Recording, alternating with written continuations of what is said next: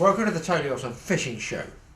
You may well ask what on earth I'm doing in all this garb inside a garage with the garage closed. I assure you outside it is the most bitter wind, 4 degrees below. Hey ho, I know that's not huge by many people's standards, but with a biting cold wind and our damp climate, it just cuts right through you. The garage, it's been freezing in here. We've had stuff freezing inside the old garage and workshop. Now then, lead making. There's one thing to do when we have the English winter, and that's get jobs done, make rigs, service reels, re-whip your rod rings, varnish your rods, look after tackle, general maintenance, even do the boat maintenance as well in the winter. One of the things I've been thinking about for a long time are the huge number of fishing weights I get through in a year, losing them. Now generally, if you're fishing over rough ground, I'm not using my nice, shiny, brand new, I don't do shop bought leads, I make my own, lead mould ones. Now, if you look on our playlist, you'll see, probably in the show more, Michael put it in the little show more section at the start, a link to our lead making one. It's all comprehensive, it shows you all about making leads using moulds, okay? But I'm using gas, I'm using time and all that sort of thing. It's hassle, sometimes they take, sometimes they don't. So I wanted to make expendable. So what I used to do is just get flat lead, hammer it around like this, just tie a piece of 50 or 80 pound fishing line on the end of it, a swivel there, I've done it in another film, a swivel, drop it down, if I lose it, hey ho, whatever, I haven't had to burn any gas, I haven't had to use the lead moulds or anything.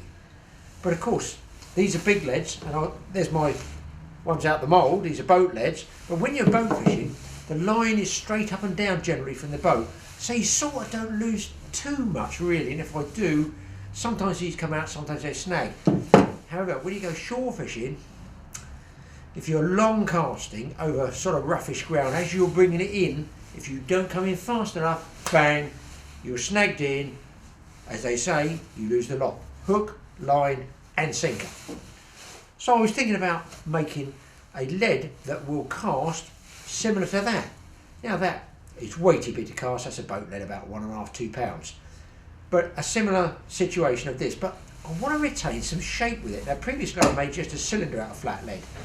That was okay, it just lobbed out okay, it cast. And I'm thinking about it thinking, what if I cut out a pyramid shape of flat lead and roll it? That leaves that sort of pear shape, that aerodynamic if you like, with a weight at the bottom to carry through the air, get me that bit of extra distance. Listen, I'll probably still lose the same number of leads, but I won't be burning gas, wasting a lot of time. I can knock these out quite quickly. How to do it? Just sheet lead, what we call, this is so weak I've got to eat more. Oh, what we call lead flashing there. You can see it's called lead flashing. You can buy this new, listen, lead's not cheap, let's face it, it's not cheap. You might pick some up off a roofer, or you can get this as I did. Oh, this piece is even worse. A big chunk that somebody donated to me. I made them feel sorry for me, and they were putting up a conservatory, and there was flashing along the edge of where the brickwork was cut in, to the mortar, down and over the top of the conservatory. And the lady wanted, I didn't fit it, the lady wanted new lead flashing. I don't know why, because not much happens with lead. Bad for her, she had to pay for it. Good for me, I got all this for nothing. I'm going to hammer this out flat, and I'm going to use some of this, and this is how I'll show you I'm going to do it.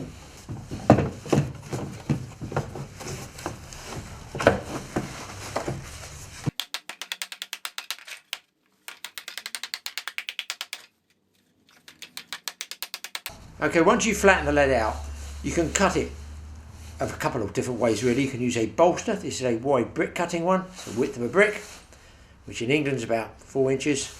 A heavy coal hammer, club hammer, bolster, might be different names in different countries. Get it down, chop away at it, you'll either go straight through it, or you're going to fatigue it and you can rock it backwards and forwards.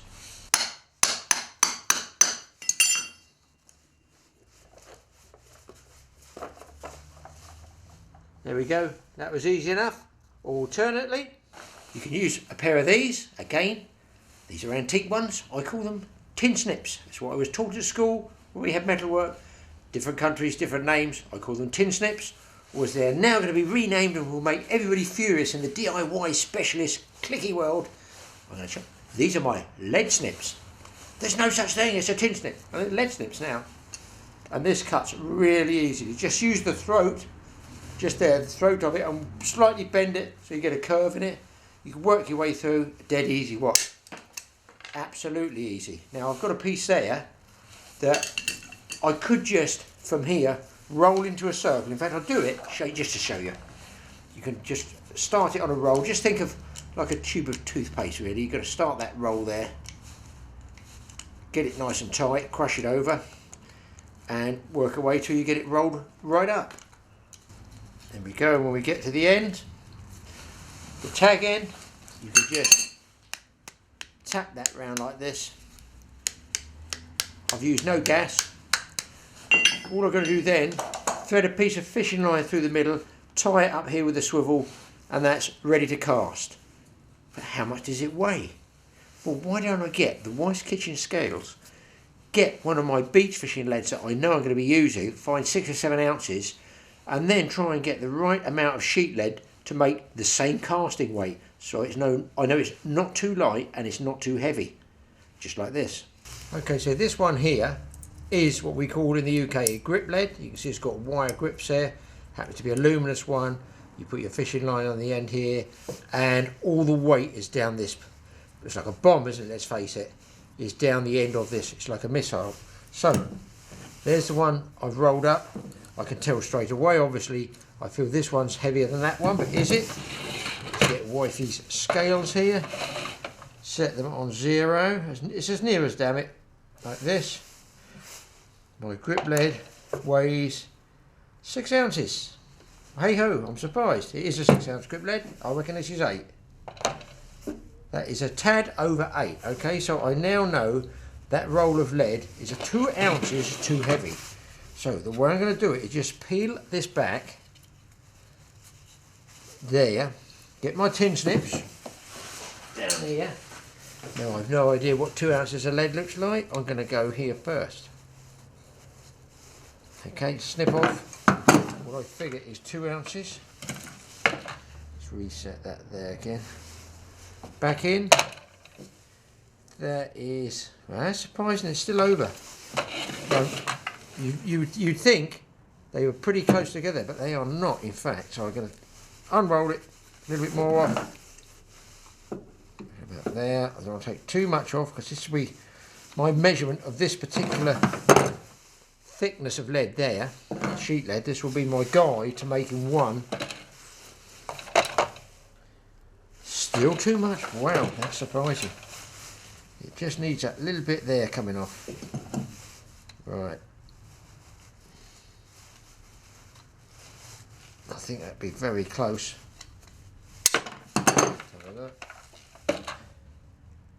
Reset that. Okay, so I've got 6 ounces, so that is my general casting weight there. But I'm still stuck with a sort of non-aerodynamic shape. Right, here's my piece of sheet lead, but what I want to do is I want to cut, say here, right across like this. So I'm going to mark roughly the middle. Just a little mark there. I'm going to draw a line across here, just a score mark. Line across, leave a little gap there, maybe 1/4 inch. Score mark. And then going to snip this off. Now obviously you'd have to be an idiot to realise that I'm losing weight from the original 6 ounces. You would know that, you wouldn't, but this is just the way I'm doing it to show you. Okay, so don't have to boil that melting, because a lot of trouble with lead melting is if you don't get the mould hot, you don't get a pour and you're wasting more gas to heat up again. So I've got my shape there. What I'm going to do is get a couple of pairs of long nose pliers and going along the base, I'm going to roll that as tight as I can get, sort of around the nose of the pliers. A bit like when you open those old-fashioned cans of tuna. Push that down nice and flat. It should become apparent. It's difficult to do it with one hand, and I'm going to try and go with the other pair on the opposite side. and get that nice and tight. Once you get the rhythm of it, you can roll these quite easily. But it's a totally different shape. Now if I put that, have I got a straight edge? That's nearly a straight edge. You think, well, 50-50 in the middle, it's going to be balanced that way and that way. It's not, look. That's the middle there. Watch. This side, the fat side, not the tapered side. I've made a tapered lead. I've made a lead that's got all the weight in the bottom. In fact, if I put it, I'll try and balance it by hand. Say it's a middle. It's still tipping, still tipping. I've got to go to about there. So more than half of the weight is in the bottom third. So that should really carry pretty well. And I've still got the option of crushing this piece here closed. And then I can put my little hole I'm going to make in there and my bit of line. You can do this with a hammer, or you can use pliers. I'll show you what I mean. I can shut this right up like that. Yeah, close it.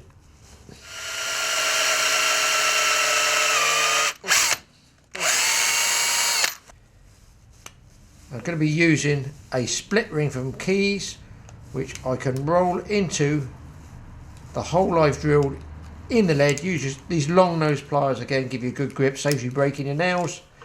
There we go.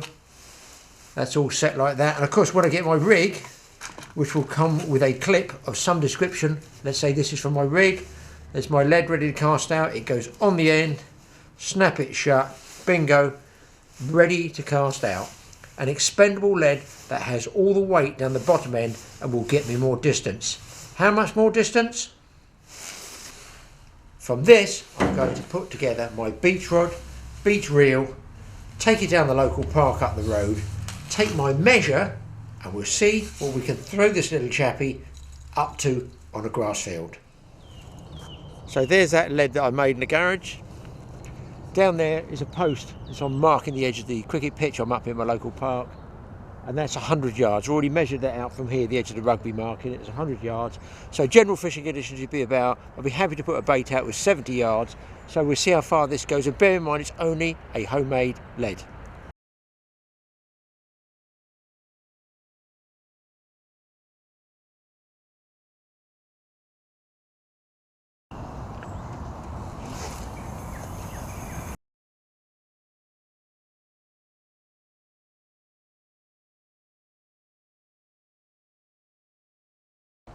Okay guys, there's the shock leader, there's the lead, and there's the stake, about 5 or 6 yards short of 100 yards. I'm well pleased with that.